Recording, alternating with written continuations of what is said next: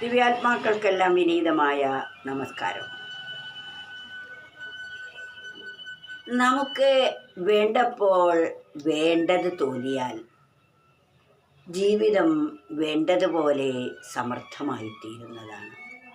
പക്ഷേ വേണ്ടപ്പോൾ വേണ്ടത് തോന്നണമെങ്കിൽ അല്പം സുഹൃതം തന്നെ വേണം. സുഹൃതം ഉള്ളവർക്ക് മാത്രമേ ഔചിത്യബോധത്തോടു കൂടി ഇവിടെ കർത്തവ്യ കർമ്മങ്ങൾ സാധിക്കുകയുള്ളൂ. അതിനാൽ വേണ്ടത് വേണ്ടപ്പോൾ ചെയ്യാനുള്ള കൃപയാണ് നമുക്ക് വേണ്ടത്. ഇവിടെ ഒരു കവി പറയുന്നു, വേണ്ടിടത്താലോചന എന്ന ബന്ധു വേണ്ടപ്പോൾ നമ്മെ കടാക്ഷിച്ചെന്നാൽ താണ്ടാപോലെ ആണ്ടിടാം ആനന്ദക്കടലിൻ്റെ മധ്യേ. നമ്മൾ വളരെയധികം ചിന്തിക്കേണ്ട ഒരു വിഷയമാണിത്. വേണ്ടിടത്താലോചന എന്ന ബന്ധു. ആലോചന നമുക്ക് വലിയ ഒരു ബന്ധുവാണ്.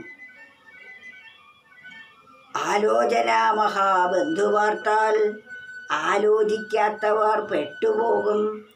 മാലകൻ നീടാനും സർവം സിദ്ധിപ്പാനും മൂലമാലോചന എന്നറിയോ. ആലോചനയെക്കുറിച്ച് മറ്റൊരു കവി പറഞ്ഞതാണത്. ആലോചന മഹാബന്ധു വാർത്താൽ. ആലോചനയാണ് നമ്മുടെ ഏറ്റവും വലിയ ബന്ധു. ആലോചിക്കാത്തവർ പെട്ടുപോകും. ആലോചിക്കാതെ തോന്നിയതുപോലെ പ്രവർത്തിച്ചാൽ നാം അതിൻ്റെ അനന്തരഫലം ദുഃഖിക്കേണ്ടി വരും. അതിനാൽ സർവം സിദ്ധിപ്പാനും സർവം നമുക്ക് ലഭിക്കാൻ മൂലമാലോചന എന്നറിയൂ. സർവം ലഭിക്കുന്നതിന് കാരണമായിരിക്കുന്നത് ആലോചനയാണ്. വെട്ടൊന്ന് കഷണം രണ്ട് എന്ന അവസ്ഥ അക്ഷമയുടെ ലക്ഷണമാണ്. അതിനാൽ ക്ഷമയോടുകൂടി ഒന്ന് വിചിന്തനം ചെയ്ത് വേണം എന്തും പറയാനും പ്രവർത്തിക്കാനും. ആലോചന എന്ന ബന്ധു വേണ്ട സ്ഥലത്ത്. ഈ ആലോചന നമ്മുടെ ഏറ്റവും വലിയ ബന്ധുവാണ്. ആ ആലോചന എന്ന ബന്ധു നമ്മെ സർവ്വ ദുഃഖത്തിൽ നിന്നും കരയ്ക്ക് കയറ്റാൻ പര്യാപ്തമായവയാണ്. അതാണ് വേണ്ടിടത്താലോചന എന്ന ബന്ധു വേണ്ടപ്പോൾ നമ്മെ കടാക്ഷിച്ചെന്നാൽ. വേണ്ടതുപോലെ നമ്മെ കടാക്ഷിക്കുകയാണെങ്കിൽ, നമ്മെ അനുഗ്രഹിക്കുകയാണെങ്കിൽ, വേണ്ടതുപോലെ നമുക്ക് തോന്നുകയാണെങ്കിൽ താണ്ടാമി സംസാരം വേണ്ട പോലെ ഈ ലോക ജീവിതത്തിൽ നമുക്ക് വന്നു ചേരുന്ന ദുഃഖാനുഭവങ്ങളെ തരണം ചെയ്യാൻ നമുക്ക് സാധിക്കുന്നതാണ്. താണ്ടാമി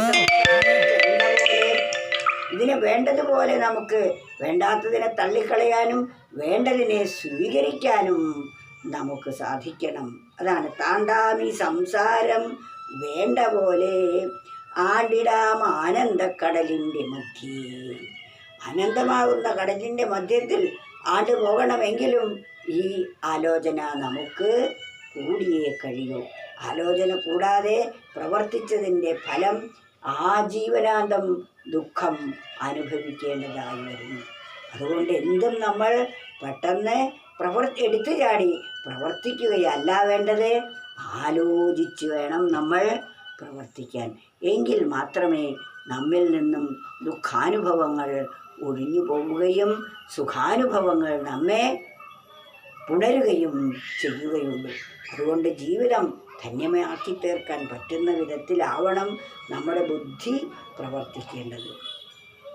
വേണ്ടിടത്താലോചന എന്ന ബുദ്ധി വേണ്ടപോൽ നമ്മെ കടാക്ഷിച്ചെന്നാൽ താണ്ടാമി സംസാരം വേണ്ട പോലെ ആണ്ടിടാം ആനന്ദക്കടലിൻ്റെ മധ്യേ.